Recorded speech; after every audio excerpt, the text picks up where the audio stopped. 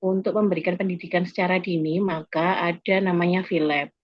Jadi PhilLab adalah pendekatan pembelajaran klinik inovatif yang dirancang untuk mengintegrasikan teori dan praktek sejak dini bagi mahasiswa kebidanan.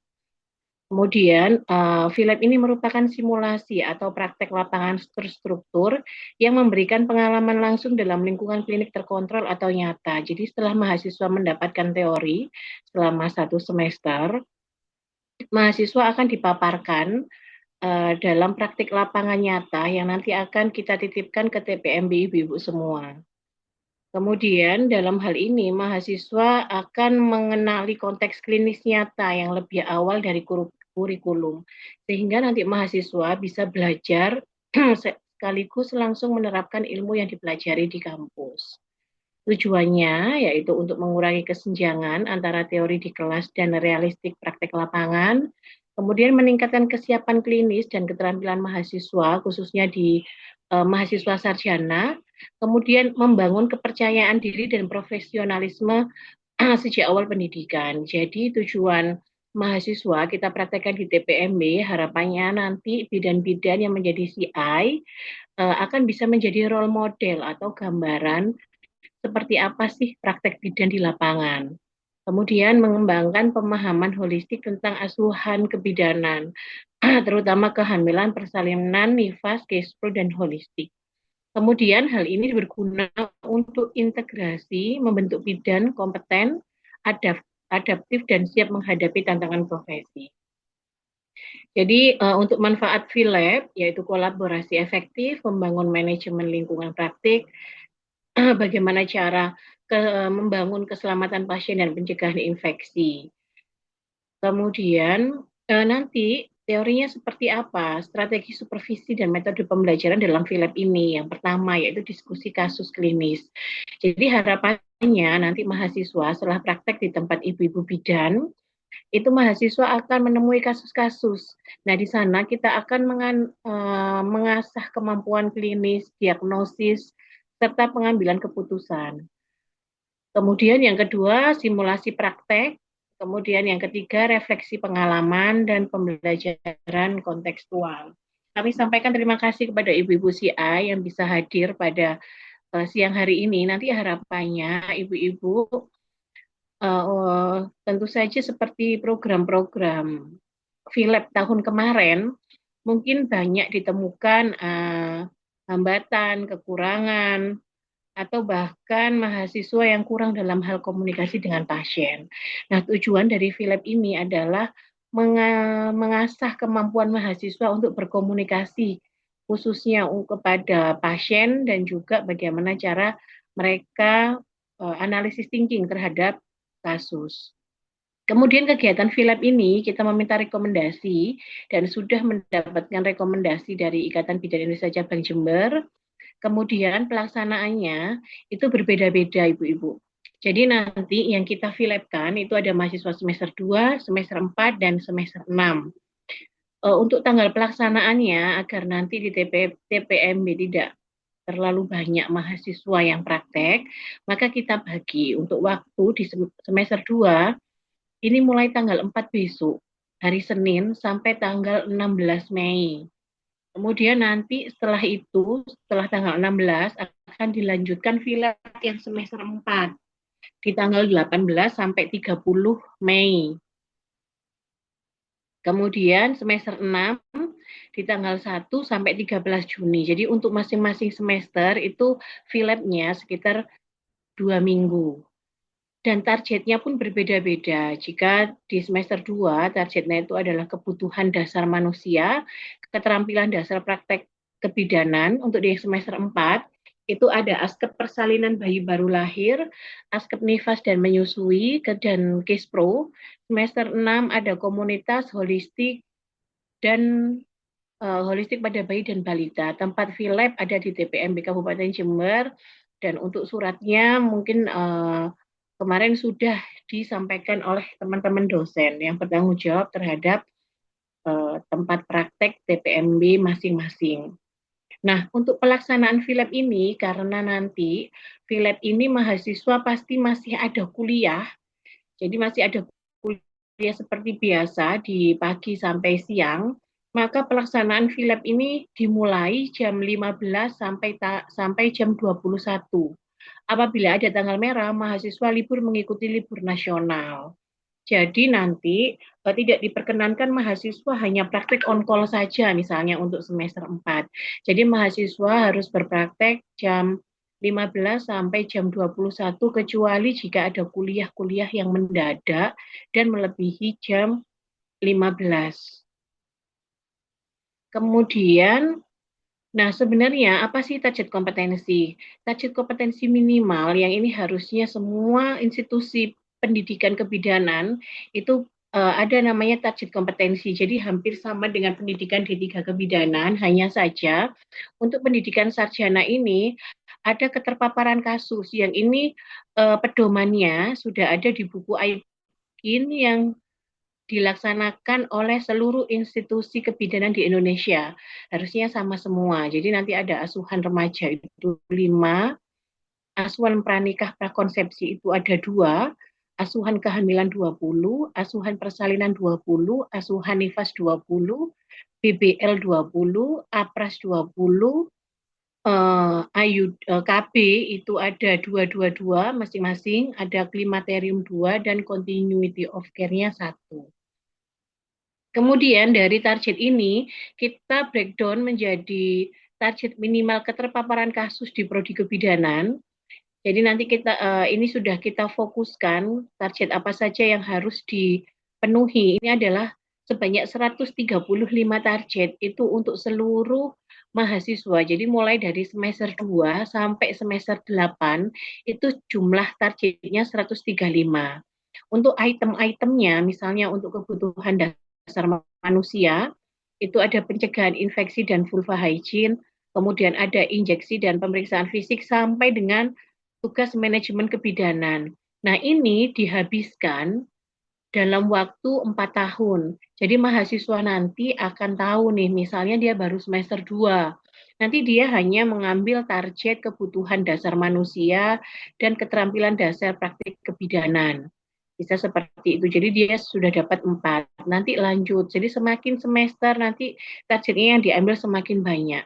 Jadi selama 3 tahun ini mahasiswa akan mempunyai target kompetensi sebanyak 135. Bagaimana jika nanti ada persalinan gini. Jadi ini target persalinan itu ada 20 ya. Ini karena mahasiswa masih di jenjang sarjana, mahasiswa itu asistensi. Tetapi jika ibu-ibu bidan berkenan atau mahasiswa tersebut sudah dinilai mampu, boleh untuk dilibatkan dalam asuhan persalinan. Kemudian untuk pembiayaan, kegiatan ini bersifat magang mandiri. Jadi meskipun masuk dalam kurikulum, tetapi biaya ini dibebankan ke mahasiswa dengan rincian 15.000 per hari. Jadi berlangsung selama 12 hari ya Ibu-Ibu, yang nanti akan dibayarkan oleh mahasiswa. Nanti untuk bentuk laporannya, itu lembar pengesahan, ada tanda tangan mahasiswa, ada CI, dan ada dosen pengampu masing-masing. Kemudian harapannya nanti mahasiswa akan bisa terus belajar dan berkembang, bidan menjadi role model inspiratif, kemudian berpartisipasi aktif dan membangun lingkungan yang suportif. Artinya terkadang evidence base di lapangan itu berbeda dengan yang kita ajarkan di teori. Nah, bagaimana cara mahasiswa untuk berkomunikasi efektif, bagaimana mengambil keputusan klinis, harapannya mahasiswa bisa belajar dari ibu-ibu bidan semua yang ada di lapangan. Nah, itu untuk kegiatan FILAB untuk mahasiswa semester 2, semester 4, semester 6.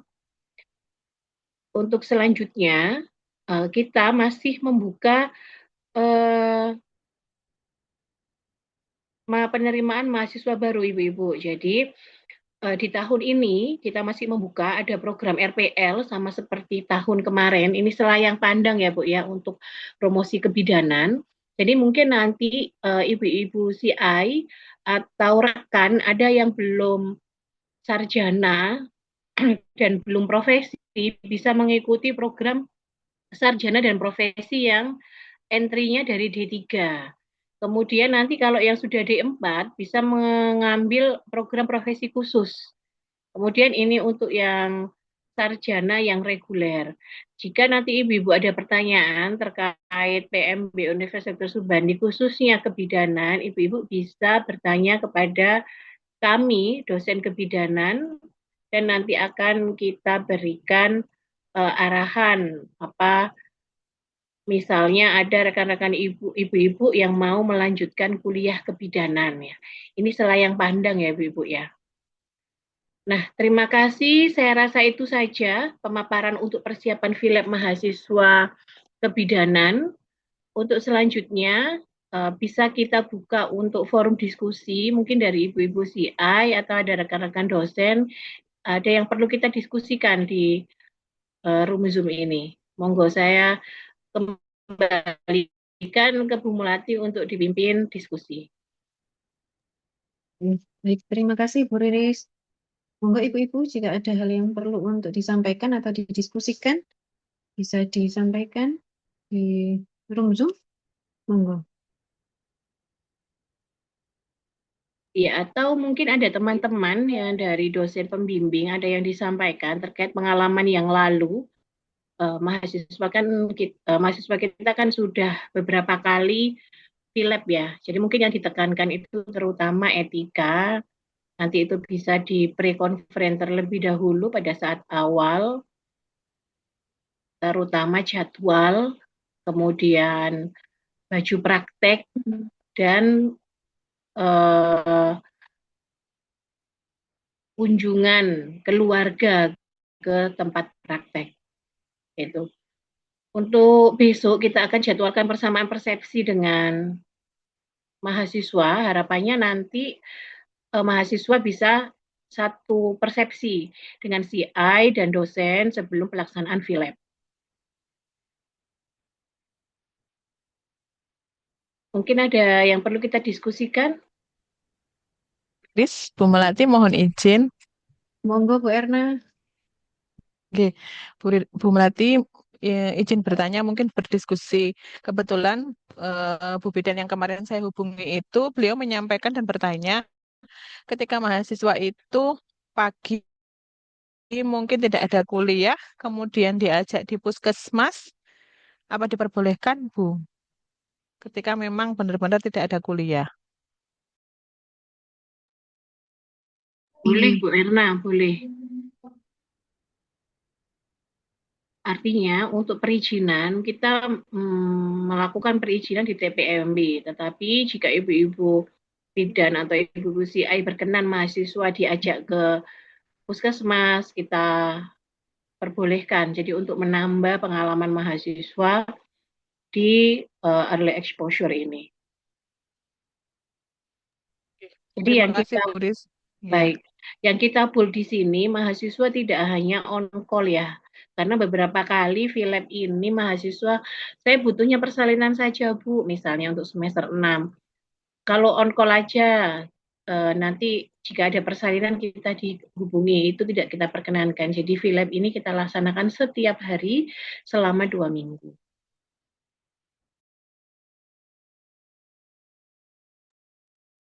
Oke. Ampun Bu Erna. Oke, terima kasih Bu Melati Bu sudah. Riris. Terima kasih. Oke, ada lagi ibu-ibu yang lain mungkin yang mau menambahkan atau ada pertanyaan dari ibu-ibu CI? Ya, mungkin izinkan saya menyapa Ibu CI yang hadir pada siang hari ini berdasarkan partisipan yang hadir Bu Arika, Bu Oke, Arika, Bu. Bu Tias, Bu Ika, Bu Nur Amalia, Bu Siti Hasanah. Ya, mungkin ada masukan atau pertanyaan yang perlu kita diskusikan. Bu Arika mungkin berdasarkan pengalaman yang lalu mahasiswa kita yang FILEP karena FILEP ini kan masih sarjana. Jadi memang benar-benar mereka belum pernah terjun ke lapangan, utamanya di semester 2. Tentu saja nanti kita mohon kerjasama ke ibu-ibu CI. Yang perlu ditekankan adalah etika etika di tempat praktek gitu. Biasanya kalau masih semester 2 ini masih bingung gitu. Nah, itu nanti mungkin kita mohon bantuan di pre-conference. Jadi sebelum mahasiswa masuk nanti mungkin ada orientasi apa yang boleh dan apa yang tidak boleh mahasiswa Nggih, untuk nggih. etika mahasiswa di lapangan. Ya, Bu Arika mungkin ada masukan atau ada yang perlu kita diskusikan? Ngapunten Bu Riris, Oh saya ya, ada Bu Dwi Erna, Bu J, Dwi Irma. J, Bu. Kalau dari suaranya Cuma ini Bu Dwi Irma. ini aja cuma mengingatkan kadang adik-adik itu dalam segi make up ya Bu. Iya, Kadang betul. itu adik-adik itu sangat berlebih gitu. Jadi ada kadang itu makanya saya punya mahasiswa makanya sampai sekarang itu di teman-teman itu menjuluki waterproof karena itu tidak mau sholat karena maskaranya itu pakai yang waterproof katanya. Jadi overdosis anunya itu Bu. Riasannya untuk seorang mahasiswa gitu.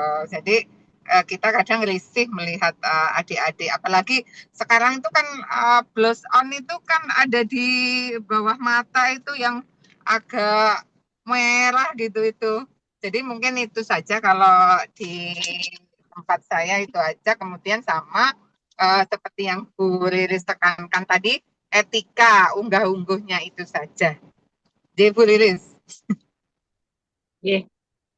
Terima kasih Bu Dwi Irma. Baik, ini sekaligus pengingat kita ya. Jadi ini masukan-masukan dari Ibu semua ini kita catat biar kita besok pada saat pembekalan dengan mahasiswa bisa kita lebih tekankan lagi.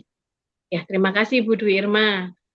Monggo mungkin Ibu-ibu ada lagi masukan untuk mahasiswa yang besok akan Sama filem. Bu, di puskesmas kami juga kapan hari kejadian seperti itu dan ada omongan dari perawat-perawat opo iso dibokeng ya kira-kira saya jadi malu seperti itu Bu.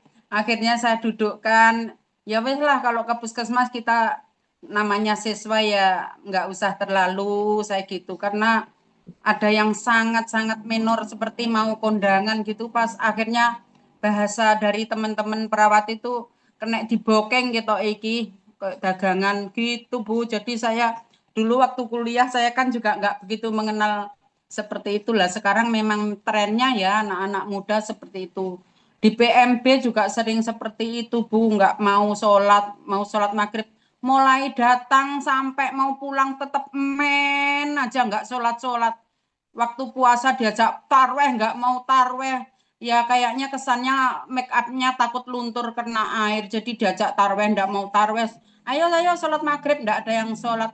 Yang make up-nya seperti mau kondangan itu yang nggak mau sholat. Jadi kesen ya itulah pembekalan kayaknya penting sekali ya Bu ya karena kita mahasiswa ya wes lah bagaimanalah kalau sudah kerja nggak apa-apa nanti untuk menarik pasien biar pasiennya sering datang tapi katanya dulu zaman saya nanti jangan-jangan suaminya yang sering datang bukan ibu hamilnya gitu itu Bu saya juga punya seperti itu pengalaman seperti itu seperti mahasiswa jadi minta tolong kalau ke puskesmas atau ke PMB lebih baik biasa aja sudah mungkin biar bibirnya enggak kelihatan pecah-pecah mungkin pakai lip gloss gitu aja atau bedak biasa itu Bu masukan saya mohon maaf ya Bu.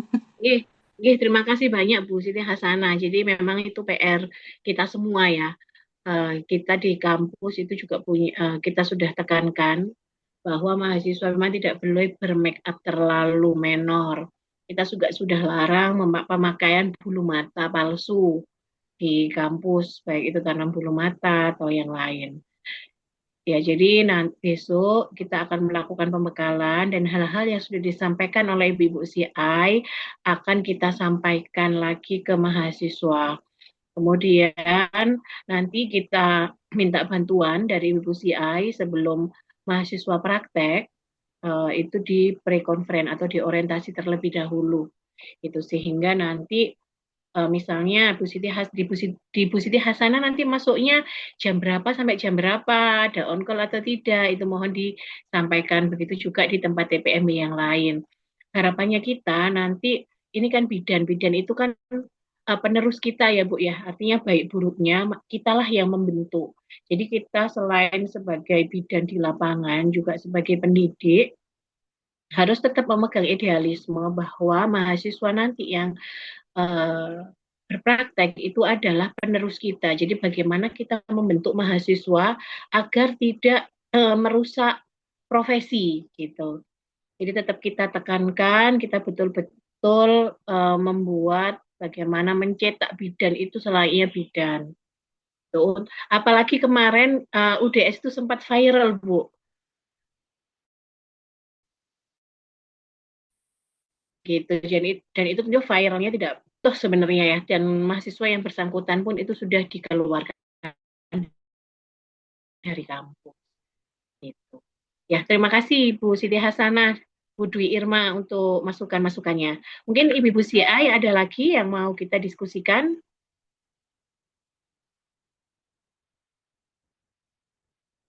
Baik, jika sudah tidak ada, terima kasih Ibu-Ibu semua sudah meluangkan waktu untuk ikut persamaan persepsi, dan Zoom ini akan kami rekam, kemudian kita akan upload di YouTube, sehingga nanti pada saat ibu-ibu lupa atau ada CI yang tidak hadir pada siang hari ini, bisa kita share link YouTube-nya. Terima kasih semuanya, Bu Arika, Bu Tias, Bu Dwi Erna, Bu Irma, Bu Nur Amalia, atas kehadirannya pada sore hari ini. Bu Dwi Erna kapan berangkat nggih? Insya Allah tanggal 2 malam, Bu. Tanggal berapa, Bu? 2 malam, Sabtu. Hari Oh iya, Sabtu. tapi ada mbak-mbaknya ya Bu ya yang di sana ya? Ada Ibu, Insya Allah selalu ada. Kemarin sudah sampaikan ke Bu Asri. Kalau Oh memang iya. boleh, monggo. Terus boleh diajak ke Posyandu, silakan. Karena banyak mungkin dapat target ANC atau apa di Posyandu banyak gitu, Bu. Oh nggih. Bu Dwi Erna, Nggih. terima kasih sekali. Semoga besok ibadah hajinya lancar. Jangan Amin, lupa amin. doakan kita dan doakan UDS untuk Insya selalu Allah, maju Bu. bersama. Amin. Ya, Terima ini kasih juga doanya juga. ya, ini Bareng-bareng juga Bu ke sudah sana. hadir. Nggih. Nggih. Ini hadir juga Bu Tias. Bu Tias, Nggih, derek titip mahasiswa nggih Bu nggih. nggih. Alhamdulillah. Bu Riris, Nggih, nggih Bu Tias. ini lagi rapat saya baru selesai. Iya, enggak apa-apa. Terima kasih Bu sudah menyempatkan hadir. Nggih. Nggih. Terima kasih. Rena, Nanti kalau ada sesuatu saya nggih. telepon aja sama Bu Riris kayak biasanya. Siap, siap Bu. Yang siap Nggih. 24 jam. Iya, siap Nggih. 24 jam Bu. Nggih, matur nuwun Bu Nggih. Riris. Iya, Sama-sama. sama-sama Bu. Terima kasih pada teman-teman dosen semuanya, Ibu CI. Wassalamualaikum warahmatullahi wabarakatuh. Saya kembalikan lagi ke Bu Melati. Oke, Waalaikumsalam warahmatullahi wabarakatuh. Terima kasih banyak Bu Riris atas penyampaian materinya. Demikianlah kegiatan persamaan persepsi, kegiatan FILEB mahasiswa semester 2, 4, dan 6, program studi kebidanan program sarjana pada siang hari ini. Terima kasih Ibu-Ibu CI yang sudah meluangkan waktu untuk hadir di dalam Zoom meeting. Mohon izin untuk menutup acara. Mohon maaf apabila ada kekurangan dalam penyampaian ataupun salah dalam tutur kata. Kami akhiri. Wassalamualaikum warahmatullahi wabarakatuh. Waalaikumsalam warahmatullahi wabarakatuh. Warahmatullahi wabarakatuh. Matur nuwun. Terima kasih Ibu-ibu Ibu semua. semuanya.